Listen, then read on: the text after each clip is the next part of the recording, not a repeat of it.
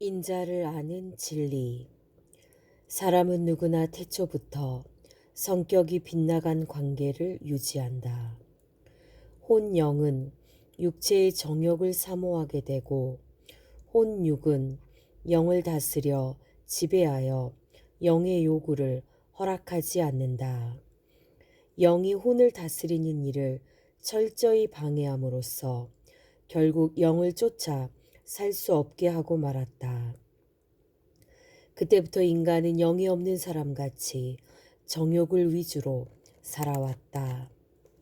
이미 뱀의 유혹을 받고 뱀에게 속은 영은 혼미하여 뱀이 가르쳐 준 대로 하나님께서 아담에게 먹지 말라 하신 실과를 먹게 하였으므로 이로써 땅은 아담으로 인하여 저주받고 사람은 종신토록 수고해야 그 소산을 먹을 수 있게 되었다. 사람의 혼인 정신, 의식, 삶은 육체의 정욕을 쫓아서 날 뿐이니 사람의 육체가 얻을 수 있는 것은 오직 그뿐이다. 이것이 오랜 세월 반복됨으로써 사람은 누구나 정욕을 쫓아 사는 것이 정상인 것처럼 살아가게 되었다.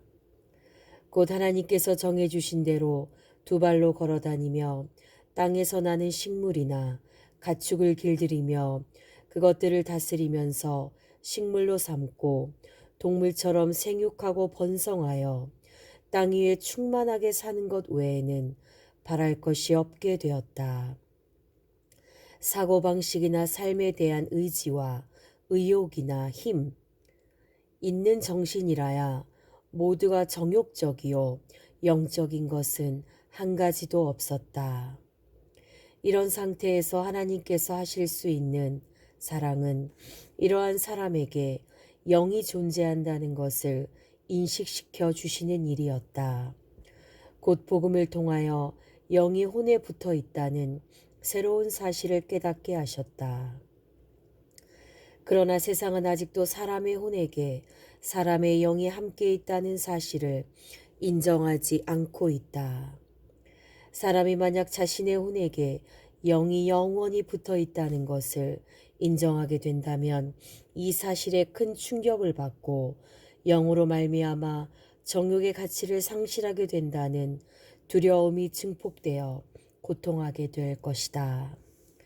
자기 혼에게 영이 붙어서 영원히 함께 있으며 혼은 육체를 떠날지라도 그 영의 속성을 따라 영영 죽음을 면할 수 없다는 두려움을 인정하고 싶지 않은 것이다. 그러나 인정해야 한다. 만약 인정하지 않는다면 영을 살리려는 혼의 활동이 이루어지지 않기 때문이다. 예수의 복음은 사람에게 영이 있다는 것을 알려주는 소식이기에 복음을 받아들인다는 것은 영을 인정하는 것이다. 영이 아니고는 예수의 복음을 절대로 받아들일 수 없다. 정욕은 현실적이고 육체의 삶과 직결되어 있기 때문이다.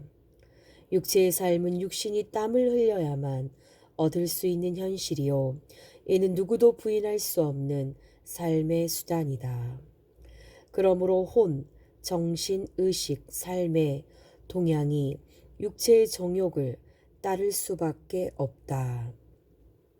육체의 정욕은 짐승이나 다를 바 없어 당장 배고프고 춥고 목이 마르면 그쪽을 따라갈 수밖에 없다.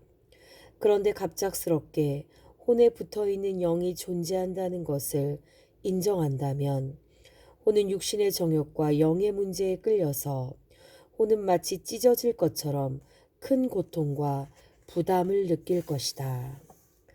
육체의 욕망은 질투하고 시기하고 욕심내고 빼앗는 것과 살인과 무엇이나 제 것으로 만들어 독점하려는 일방적인 야심뿐이다.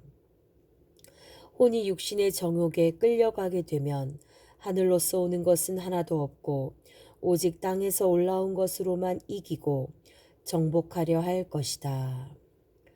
네피림과 그들의 조상 시대에도 그러했듯이 땅에서 이룰 수 있는 문명과 건설은 성공하겠지만 홍수로서 쓸어버리게 되었을 때 그들이 이루어 놓은 세상의 문명이 한순간에 그들의 육체와 함께 남는 것 없이 모두 사라져 버리듯이 육체가 흙으로 돌아갈 때 그들이 이루어 놓은 것들은 한 가지도 가지고 갈 수 없다.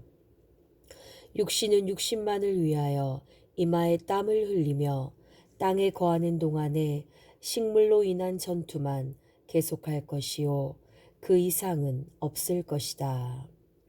그러나 혼에 붙어있는 영으로 말미암아 혼은 육신이 소멸될 때 함께 소멸되지 않고 영으로 말미암아 영원한 죽음을 면할 수 없으니 영을 멸하려고 예비된 지옥불에 끌려 들어가 영영토록 고통을 당해야 한다.